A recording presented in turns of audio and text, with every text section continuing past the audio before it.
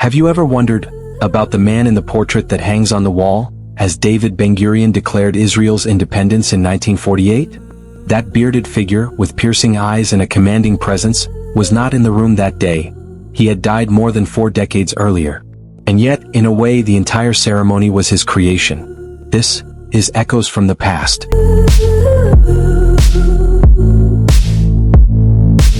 History is full of dreamers. Some dream for themselves, others for nations.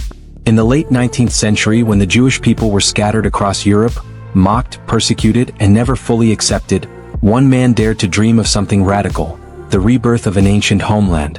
His name was Theodor Herzl, and his dream would shake the world. Theodor Herzl was born in Budapest, 1860, into a cultured, middle-class Jewish family. His parents embraced European Enlightenment values, believing that if Jews dressed like Europeans, thought like Europeans, and contributed to European culture, they would be accepted as equals. Young Herzl adored literature, philosophy, and the arts. He longed to be a playwright, not a politician. To him, the pen was mightier than the sword, and the theater more noble than the battlefield.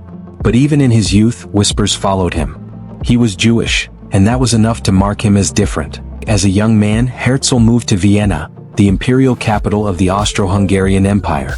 There he studied law and became a journalist. Vienna was a city of brilliance, but also a city where anti-Semitism was rising like a dark tide. In the coffeehouses of Vienna, where intellectuals debated ideas, Herzl felt the sting of quiet rejection. Others whispered when he entered, mocking his Jewishness.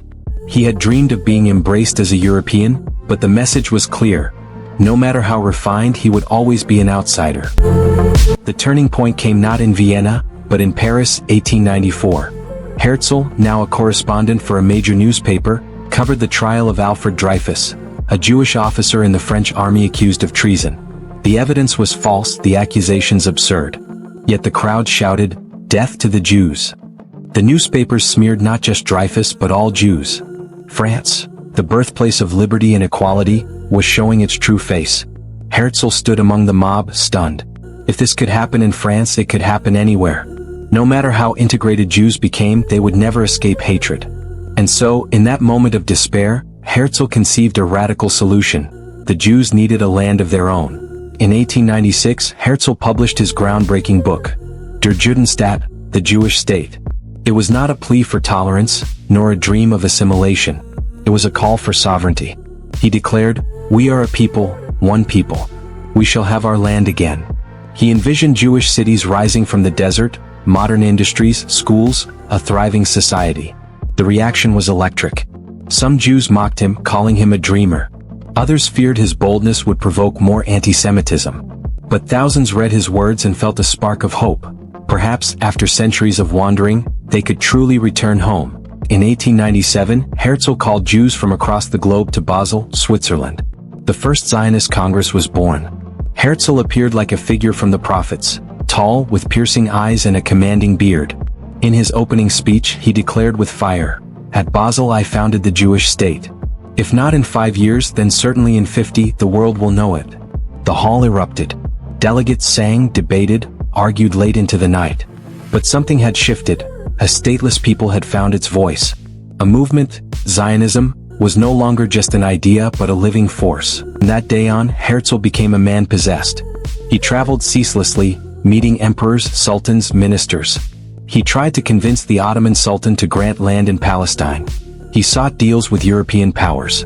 At one point, the British offered him Uganda as a temporary refuge. Some saw it as betrayal. Others as a lifeline for Jews fleeing pogroms in Eastern Europe. Herzl defended it, saying, "We need a night shelter for the Jewish people." But his heart was always set on Zion, on Palestine, the ancient homeland. Everywhere he went, Herzl faced rejection. Leaders laughed at him, dismissed him, or used him as a pawn. Rabbis accused him of undermining faith. Assimilated Jews called him dangerous. But Herzl would not bend. In his diary, he wrote with certainty, "If you will it, it is no dream." Herzl paid dearly for his vision. He neglected his family, his health collapsed, and debts consumed him. His wife grew estranged, his children suffered. He appeared strong before the world, but inside he carried loneliness and despair. And yet, he pressed forward, believing history itself would vindicate him.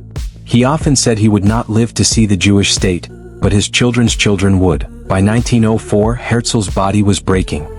He had burned himself out with endless travel and ceaseless work. On July 3rd, at only 44 years old, Theodor Herzl died. His last words, "Greet Palestine for me. I gave my heart's blood for my people." Crowds wept at his funeral in Vienna. But his prophecy lived on. Exactly 44 years after the Basel Congress, almost to the year, his words came true. In 1948, the State of Israel was born.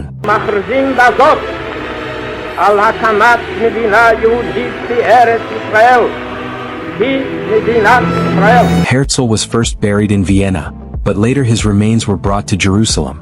Today he rests on Mount Herzl, overlooking the capital of the nation he only dreamed of. School children in Israel still learn his words. If you will it, it is no dream. Herzl did not live to see his dream fulfilled, but he lit the torch that carried his people home. This is Echoes from the Past, and Herzl's echo still resounds in the land he dreamed into being. We kindly request that you give us your support by subscribing to encourage us make more echoes. Thanks, and let's meet in the next echo.